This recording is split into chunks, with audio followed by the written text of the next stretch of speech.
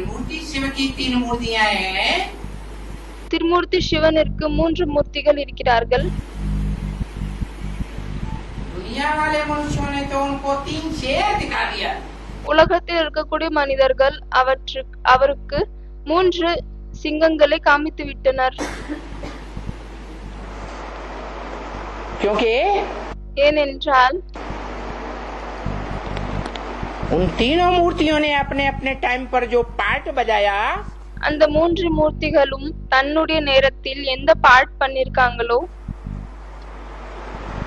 वो संसार रूपी जंगल में शेर की तरह ज्ञान की दहाड़ मारने का पार्ट बजाया। அவர்கள் இந்த உலகம் ரூபமான காடில் சிங்கத்தை போல் ஞானத்தின் கர்ஜனை செய்யக்கூடிய பாட்டை செய்திருக்கிறார்கள். और जिस समय जिस मूर्ति ने जो पार्ट बजाया, மற்றும் எந்த நேரத்தில் எந்த மூர்த்தி வந்து பாட் செய்திருக்கிறார்களோ उस समय इस दुनिया में, सारी दुनिया में कोई ने भी उनका सामना करके मुकाबला नहीं किया। அந்த நேரத்தில் இந்த முழு உலகத்திலும் யாரும் ஒரு நபர் கூட அவர்களை எதிர்கொள்ளவில்லை. पीछे से चाहे जो कुछ बोलते रहे, பின்னால் இருந்து எது சொல்லிக் கொண்டிருந்தாலும் சரி,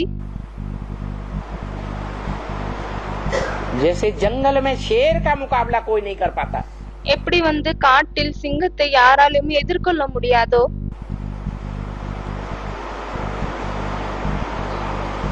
परंतु सुप्रीम सोल बाप ब्रह्म वाक्य मुरली में कहते हैं, ஆனால் சுப்ரீம் சோல் தந்தை பிரம்ம வாக்கிய முரளியில் சொல்லியிருக்கிறார்,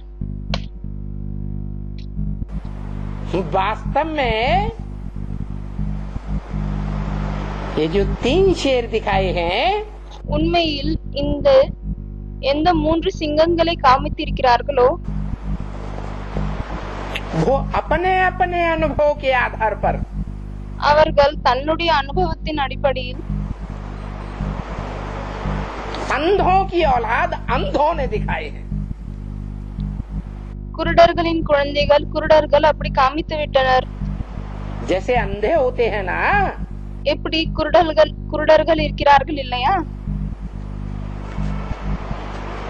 उनके सामने हाथी लाकर खड़ा कर दो, அவர்களுக்கு முன்னால் ஒரு யானையை கொண்டு வந்து நிற்க வைத்து விடுங்கள்.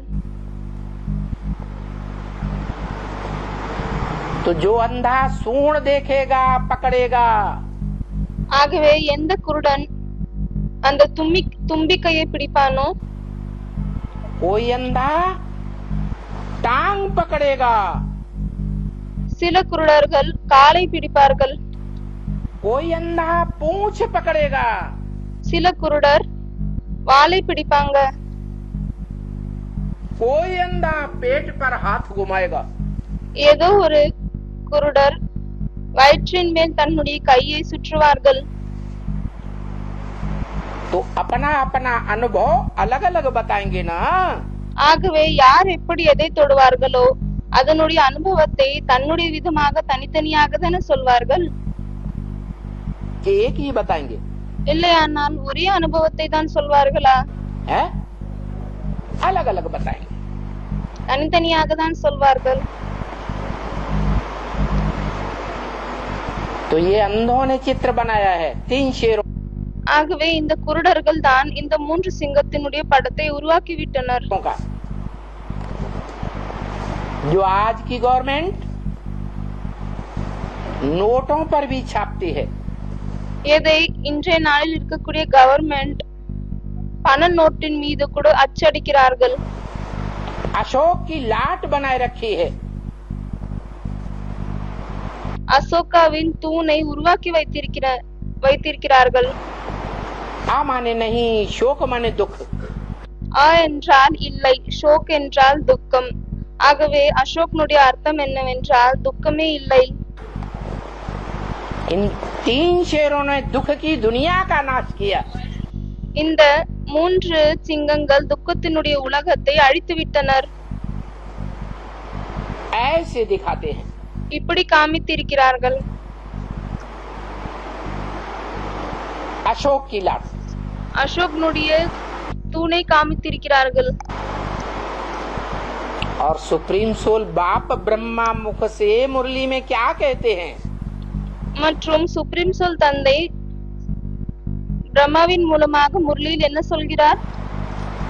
अरे ये 3 शेर नहीं है, அரே இது மூன்று சிங்கங்கள் கிடையாது, इनमें एक शेर है, இதில் ஒரு சிங்கம் தான், एक बकरी है, ஒருவர் ஆடு ஆவார், एक घोड़ा है, ஒருவர் குதிரை ஆவார். बैल कह दो। அந்த குதிரையை காளைமாடு என்று கூட சொல்லிவிடுங்கள்.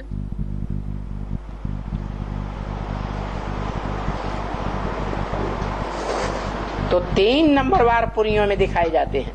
ஆகவே அவர்களை தான் 3 வரிசைகரமாக இடங்களில் காமித்திருக்கிறார்கள். सबसे नीची पुरी में ब्रह्मा, இருக்கிறதிலும் கீழான புரியில் பிரம்மா இருக்கிறார், बीच की पुरी में विष्णु, நடுவில் விஷ்ணு இருக்கிறார், और सबसे ऊपर पुरी में மற்றும் மிகவும் உயர்ந்த இடத்தில் शंकर को दिखाते हैं। சங்கரை காமிக்கிறார்கள். झंडा भी ऐसा ही बनाते हैं। ஆகவே இது போலவே தான் கொடியையும் கூட உருவாக்குகிறார்கள். भारत का झंडा பாரதத்தினுடைய கொடி यादगार है 3 शरीर रूपी वस्त्रों की। இது 3 உடல் ரூபமாகிய துணியின் நினைவார்த்தமாகும். ये 3 रंग के 3 वस्त्र हैं, शरीर रूपी वस्त्र। இது 3 உடல் ரூபமாகிய துணிகள் ஆவாங்க, जिन्होंने मिलकर के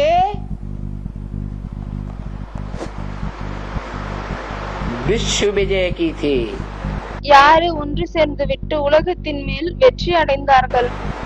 इसलिए आज भी गाते हैं, அதனால் தான் இன்றும் கூட பாடுகிறார்கள். विजयी विश्व तिरंगा प्यारा,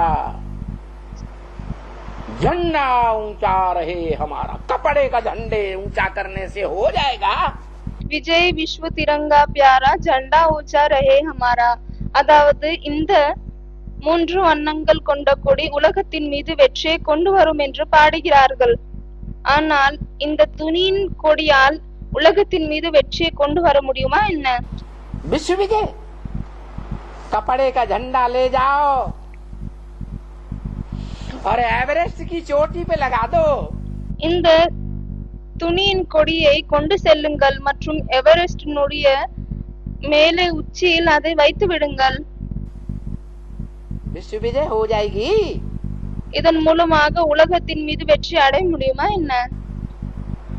अरे एक तरफ शास्त्रों में लिख दिया, அரே ஒரு பக்கம் சாஸ்திரத்தில் எழுதிவிட்டனர், शरीरम रथम विद्धे, ஷரீரம் ரதம் வித்தி. गीता में भी लिखा हुआ है। அதே போல் கீதையிலும் கூட எழுதப்பட்டிருக்கிறது. ஷரீரம் ரதம் வித்தி என்றால் இந்த உடல் ஒரு ரதமாகும். वासांस जीर्णानि यथा विहाय, கீதையிலும் எழுதப்பட்டிருக்கிறது வாசாंसि जीर्णानि यथा विहाय. जैसे मनुष्य எப்படி மனிதர்கள் पुराने शरीर रूपी कपड़ों को मनुष्य आत्मा त्याग देती है, மனித ஆத்மாக்கள் இந்த பழைய உடல் ரூபமாக இருக்கக்கூடிய துணியை தியாகம் செய்து விடுகிறார்கள் और अगले जन्म में नए वस्त्र धारण करती है। மற்றும் அடுத்த பிறவியில் ஒரு புது துணியை தாரணை செய்கிறார்கள். तो शरीर को वस्त्र कहा गया। ஆகவே துணி என்றால் இந்த உடலுக்காக தான் துணி என்று சொல்லப்பட்டிருக்கிறது. वो 3 शरीर रूपी वस्त्र हैं। அது 3 உடல் ரூபமாக இருக்கக்கூடிய துணிகள் இருக்கிறாங்க. नंबरवार ऊंची नीची और मध्य की स्टेज में दिखाए गए। வரிசைகரமாக உயர்ந்த தாழ்ந்த மற்றும் நடுப்புறத்தில் அந்த நிலையில் காமித்திருக்கிறார்கள்.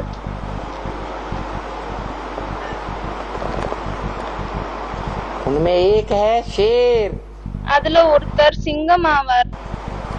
और शेर भी बुद्धू शेर नहीं। அதே போல் சிங்கம் கூட புத்தி இல்லாத சிங்கம் இல்லை. क्या? என்ன? முட்டாளான சிங்கம் இல்லை. जो लाइन कहा जाता है बबर शेर, எதை லயன் என்று சொல்லப்படுகிறது, அது ஹிந்தியில் பப்பர் ஷேர் என்று சொல்லப்படுகிறது. सर तो बड़ा मोटा होता है, அதனுடைய தலை மிகவும் அதிகமாக குண்டாகி இருக்கிறது.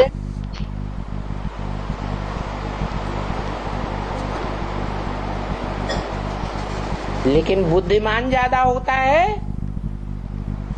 या टाइगर के मुकाबले कम बुद्धिमान होता है? ஆனால் அது அதிகமாக புத்தி கொண்டதாக இருக்கிறதா, இல்லையானால் புலியோடு ஒப்பிட்டு பார்க்கும் பொழுது அதற்கு புத்தி கம்மியாக இருக்கிறதா? है टाइगर ज्यादा बुद्धिमान चालाक होता है. டைகர் தான் அதிகமாக புத்தி கொண்டதாக இருக்கிறது, ரொம்பவே கூர்மையாக இருக்கிறது. मौका देख करके हमला करता है. அது நேரத்தை பார்த்து விட்டு ஆக்கிரமணம் செய்கிறது. जब देखेगा अभी जीत पाने का मौका नहीं है, बिल्कुल हमला नहीं करेगा. அந்த டைகர் புலி இப்பொழுது வெற்றி அடைய வேண்டிய நேரம் சுத்தமாக இல்லை என்று பார்க்கிறதோ அப்பொழுது சுத்தமாக அது தாவாது, ஆக்கிரமணம் செய்யாது.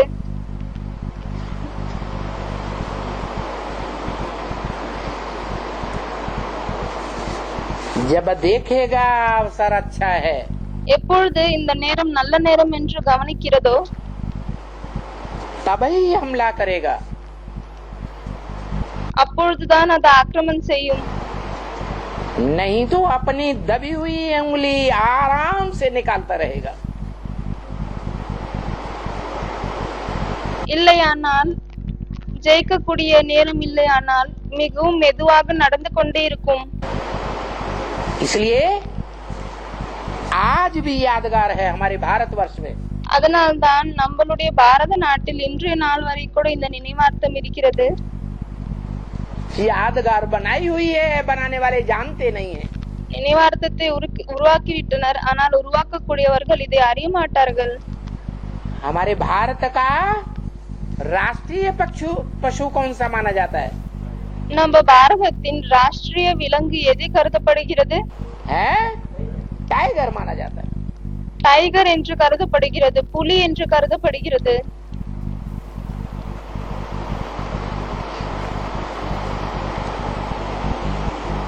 देवियां भी दो प्रकार की दिखाते हैं. அதே போல் தேவிகளை கூட இரண்டு விதமாக தேவிகளை காமிக்கிறார்கள். एक सिंह वाहिनी, ஒருத்தர் சிங்கவாகினி ஆவாங்க. புலி சிங்கத்தின் மேல்